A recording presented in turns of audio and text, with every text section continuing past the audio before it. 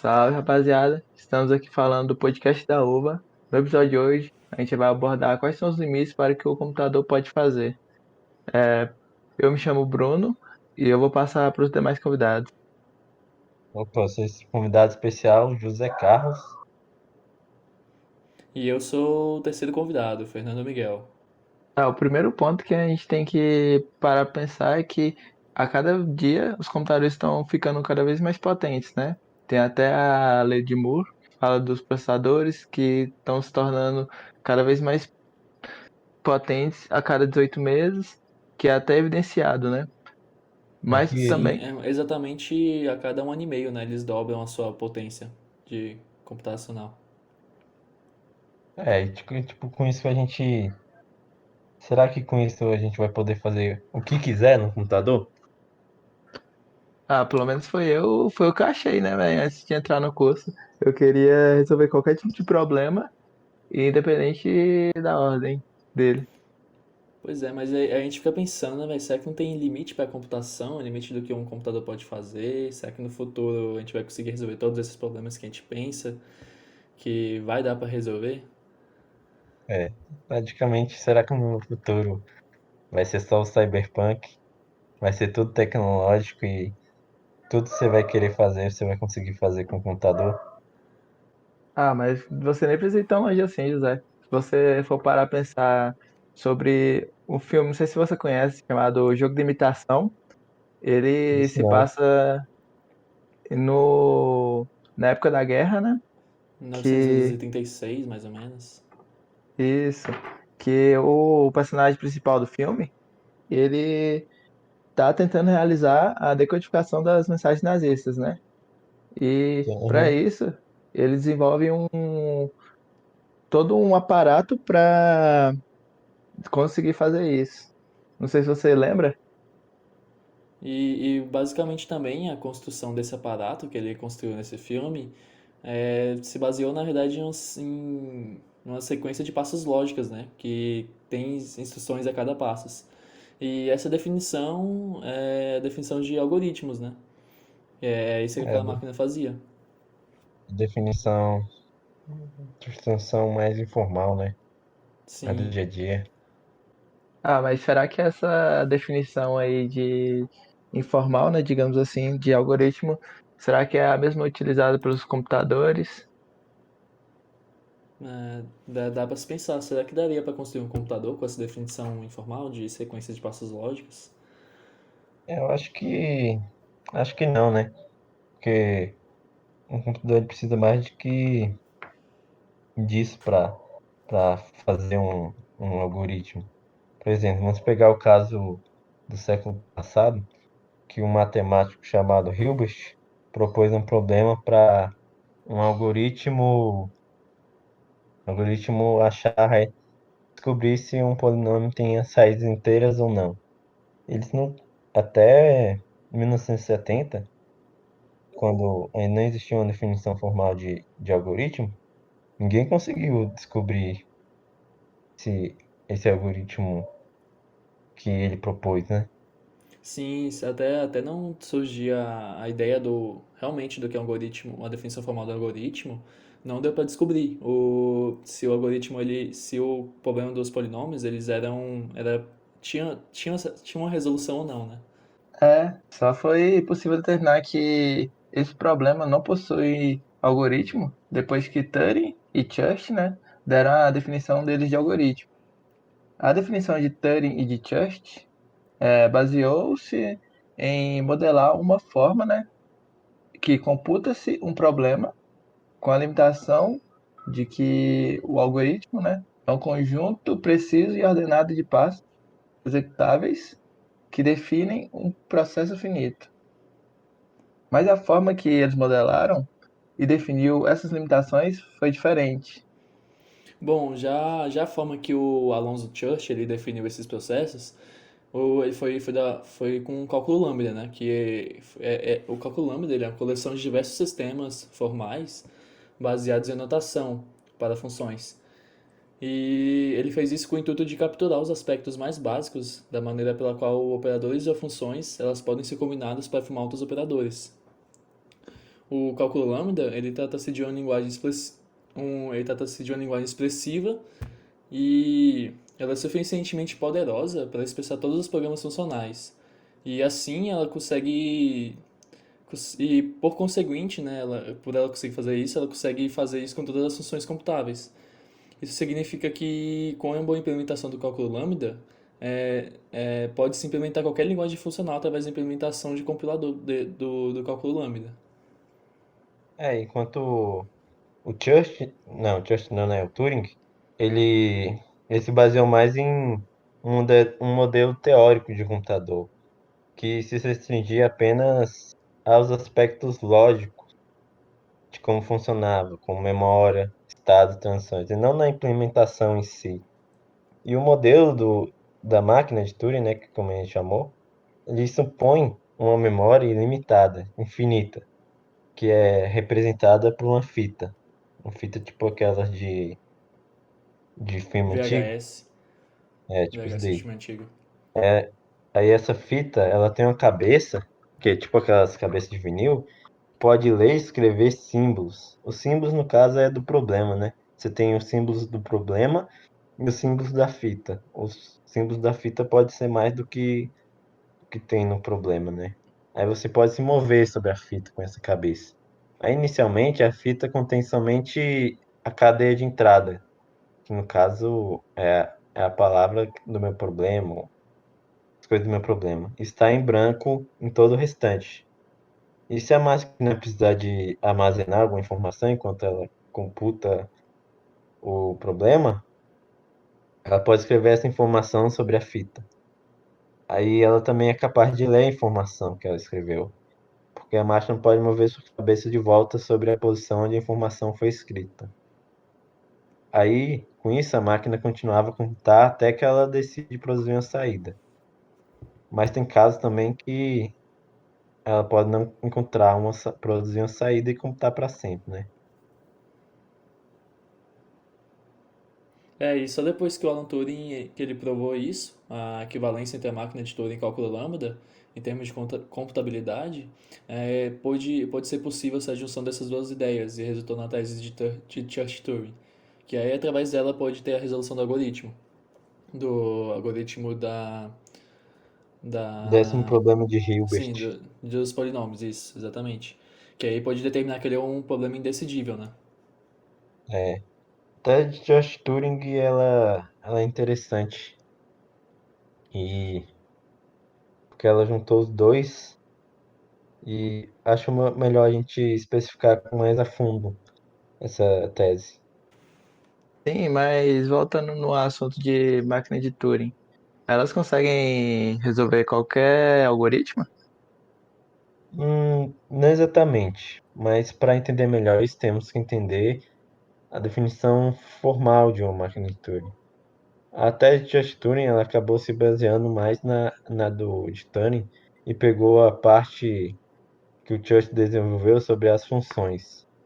Aí no fim, o próprio Turing ele acabou definindo tese assim, ó, de acordo com as palavras dele, toda função que seria naturalmente considerada computável pode ser computada por uma máquina de Turing. Ou seja, a definição formal de uma máquina de Turing pode ser definida por uma setupla, em que o Q, sigma, gama, uma função delta, Q0, que é o estado inicial, Q aceita, que é o estado de aceitação, e Q rejeita, que é o estado de rejeição, onde o Q, o sigma, o gama, eles têm que ser todos conjuntos finitos, em que Q vai ser os estados da minha máquina, que ela vai percorrer durante a computação, sigma é o alfabeto da minha linguagem, que no caso vai ser definida pelo meu problema, e que não pode conter o espaço em branco. E gama vai ser o alfabeto da minha fita, em que ela contém espaço em branco e e o alfabeto da linguagem está contida nela. E na fita também, a parte da memória ilimitada, ela normalmente é representada por esse espaço em branco, que na fita vai ser toda a cadeia da minha linguagem que a minha máquina quer verificar, e uma máquina de Turing comum, né, simples, a parte direita vai ser toda preenchida com espaço em branco. E a função gama, função delta, né, ela vai mapear para cada um desses estados. Se ela lê um símbolo na fita, ela vai ir para outro estado, pode sobrescrever o símbolo da fita e pode mover o cabeçote para a esquerda ou à direita. A função delta, ela também é chamada de função de transição. O Q0 é o estado inicial em que a máquina vai iniciar a computação, e o que aceita é um dos estados, né? E ela verifica que aquela cadeia que foi fornecida para a máquina, ela é parte da linguagem que queremos resolver, no caso, linguagem do problema.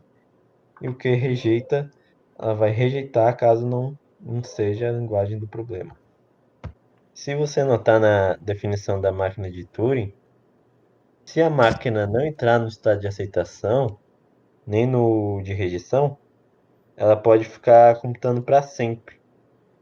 Quando isso acontece, a gente chama que a máquina de Turing entrou no loop, em loop no caso. Ah, então, tipo, se ela entrou em loop, ela não conseguiu computar, é isso? Sim, no caso ela não vai conseguir fornecer uma resposta certa, mas a máquina de Turing ainda vai fazer mudança no estado e no conteúdo da fita. Só que não vai ter resposta para esse problema. E quando isso acontece, dizemos que a máquina de Turing ela não é decidível. E de acordo com a linguagem formal de Turing decidível, nós temos que a linguagem de Turing decidível ela ela vai acontecer quando uma máquina ela vai receber um string de pertencente a uma linguagem e ela vai parar um estado de aceitação. E se isso não acontecer, ela vai rejeitar ou ela vai rejeitar diretamente. Mas a gente tem outro caso, que é nesse caso que entra em loop, que seria das linguagens Turing reconhecíveis, que ela é bem parecida com a Turing decidível, só que quando a máquina que é Turing reconhecível, ela recebe um string pertencente à linguagem, ela pode entrar no estado de rejeição, ela também pode aceitar, mas além disso ela pode entrar em um looping, e nisso que entra os problemas que são indecidíveis, elas não podem ser computadas. Para pegar esses conceitos de máquina de Turing e aplicar no programação de hoje em dia, é preciso saber também o que é Turing completude. O conceito de Turing completude, é se e somente se é capaz de simular uma máquina Turing universal. Mas para se entender melhor essa definição, tem que saber o que é uma máquina de Turing universal, né? Que, a grosso modo, é uma máquina que pega a descrição de outra máquina de Turing qualquer e resolve um problema que essa máquina de Turing que ela pegou deveria resolver. Ela pega a descrição dessa máquina de Turing e a cadeia, né, da linguagem que ela devia decidir. Ela é capaz de produzir os mesmos resultados que essa máquina de Turing. Ou seja, ela simula o conteúdo da fita dessa máquina de Turing arbitrária através da cadeia fornecida e computa, no caso, os passos, né, os estados, a partir da sucessão da máquina de Turing arbitrária. Então, se pode concluir que uma máquina de Turing universal, ela é capaz de simular qualquer máquina de Turing com qualquer entrada, né? Mais ou menos isso. Vale também ressaltar que há variantes da máquina de Turing, né? Algumas que possuem mais de uma fita.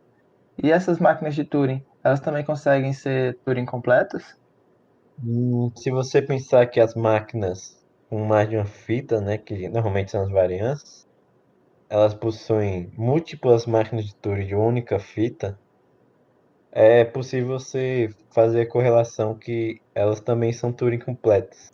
E no caso, essas máquinas, apesar de elas terem mais fitas, elas são todas equivalentes, que Turing equivalente basicamente é, se o sistema é Turing completo, ele é Turing equivalente.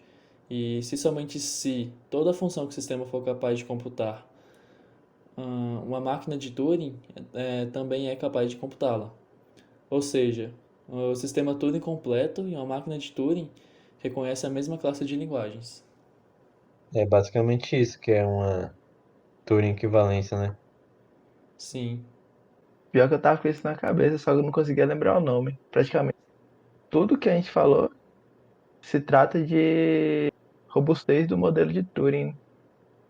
É, tipo, no caso, o que confere, que, que define como robustez é que, para as máquinas Turing, é que todos, elas têm o mesmo poder computacional, que é, tipo, todas as variantes de uma máquina de Turing, elas reconhecem a mesma classe de linguagens, ou seja, mesma classe de problemas, praticamente. sim, tanto é que tem um teorema que diz que toda máquina de Turing com mais de uma fita tem uma máquina de Turing com uma única fita equivalente.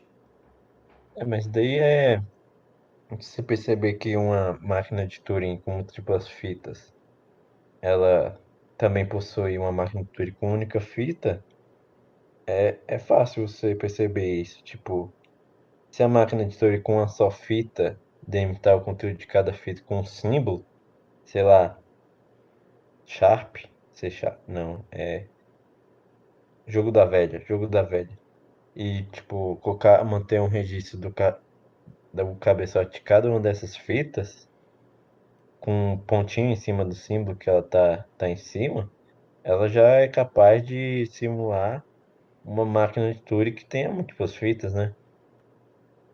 Ah, então se todas as máquinas de Turing reconhecem as mesmas linguagens, então aquele problema do polinômio que a gente tratou lá atrás é incomputável para todos eles, né? É, Ou seja, nunca teremos um algoritmo para esse problema. em tese, né? Quem sabe, quem sabe aconteçam milagres. Sim. E com a máquina de Turing não teremos uma solução para esse problema, ou seja, ele é indecidível. E pela definição formal de problema indecidível, nós temos que o problema é dito indecidível se para uma linguagem do problema não existe nenhuma máquina de Turing que seja capaz de decidir essa linguagem. Um dos problemas mais indecidíveis, mais importantes, é o problema da parada, que consiste em uma máquina de Turing verificar se outra máquina de Turing aceita uma entrada W. Para isso, a máquina de Turing do problema da parada, ela recebe uma descrição de um programa e uma entrada finita. E ela tem que decidir se o programa termina de rodar ou rodará indefinidamente, em loop. Sim, sim, ele é importante por causa que normalmente utilizamos ele para descobrir se outros problemas são indecidíveis através de um método chamado redutibilidade, em que através dele sabemos que um problema B ele é indecidível. E temos outro problema A, se esse outro problema A for reduzido a B, ou seja, se B tiver uma solução com a resposta de B, né, com a solução dele, o A também vai ser indecidível ou decidível, dependendo da solução ou a não solução do B. Sim, uma forma bem informal de entender os motivos do problema da parada sem decidir é imaginar. Tipo, se eu tiver um programa que a máquina quer verificar se para, ele pode ocupar cada vez mais memória à medida que processa a entrada W. Já que a fita é infinita, né? E mesmo quando consumir quando acabar toda a entrada, a cadeia, né? Ele ainda não vai parar. Ele vai consumindo cada vez mais espaço da fita, que no caso seria a memória, né? Que é infinita. Ou seja, dessa forma é possível que ele nunca pare. E também, já que é infinito, também ele nunca vai, talvez nunca repita um estado da memória da fita. Então, com isso se você pensar, um simples monitoramento dos estados da máquina não é suficiente para dizer se o programa para ou não, né?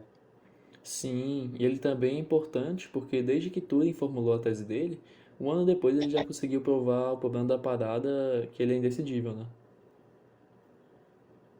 Sim, um caso particular da problema da parada é quando você lida com o problema da parada com uma máquina de Turing que seja um autômato linearmente limitado, que é um tipo de máquina de Turing que a cabeça da fita não pode se mover para fora da fita que contém a entrada que ele recebeu da linguagem, né? Isso acontece normalmente porque um autômato linearmente limitado, o número de configurações distintas que ele pode ter, tendo um comprimento da entrada n, também é limitado. Então, se o programa já estiver repetindo configurações, então ele não conseguiu aceitar falar que para, né? Ou seja, ele está em loop. E ela, com isso, o problema, a máquina que define o problema da parada, ela é capaz de rejeitar, falando que aquele programa não entra em loop. No caso, que ele entra em loop e não aceitou a entrada que lhe foi fornecida, né? Então quer dizer que o problema indecidível pode depender do modelo de autômato que estamos utilizando? Hum, sim, mas como dizemos, todo tipo de linguagem de programação existente se baseia em uma máquina de Turing simples e não em autômatos linearmente limitados. Basicamente, para todo computador moderno, o problema da parada é indecidível. E com isso, com todos que a gente falou, né? Agora a gente já pode concluir que certas limitações do computador não dependem somente da evolução da tecnologia e Sim. talvez um cyberpunk esteja bem distante da realidade. E por mais que a tecnologia se desenvolva, os conceitos de teoria da computação, eles provam que o desafio inerente de certos problemas não se deparam somente apenas no hardware. Porque como nós vimos nos conceitos que abordamos, né, de máquina de Turing, tese de Just Turing, que a máquina de Turing que é um modelo universal que os computadores modernos se baseiam e que eles também têm certas coisas que eles não podem fazer, né? Que são baseados também na tese de Church-Turing, né?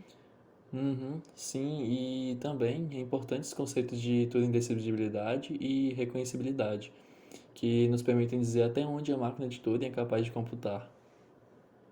Aí também vimos que, apesar das variações de máquina de Turing, é, máquinas de Turing diferentes conseguem reconhecer a mesma linguagem. Da mesma classe, né? Isso.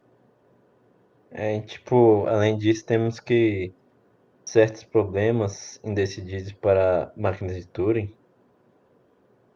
eles, esse conjunto de problemas que são decidíveis por máquina de Turing, eles são menor que o conjunto de problemas, no caso, como a máquina de Turing aborda esses problemas, linguagens que a gente pode tentar solucionar por elas, né? Uhum, e além disso, podemos utilizar um problema que sabemos que é indecidível para descobrir se outro problema é indecidível, como é o caso do problema da parada. Infelizmente, a gente não tem um algoritmo, né, que diz que se outro programa aceita uma determinada entrada. Tipo, é mesmo desilusão do sonho. Afinal, tem problemas que nem um computador moderno pode resolver, né? É isso, pessoal. Eu queria agradecer a presença dos meus convidados, que hoje foi o Fernando e o José, e eu vou passar a palavra para eles. Muito obrigado por me deixar participar. Eu sou José Carlos, eu gostei muito desse podcast. E eu, Fernando Miguel, também agradeço a colaboração desse podcast de renome internacional, hein? Se vocês puderem deixar um like, compartilhar com os amigos e bom para vocês.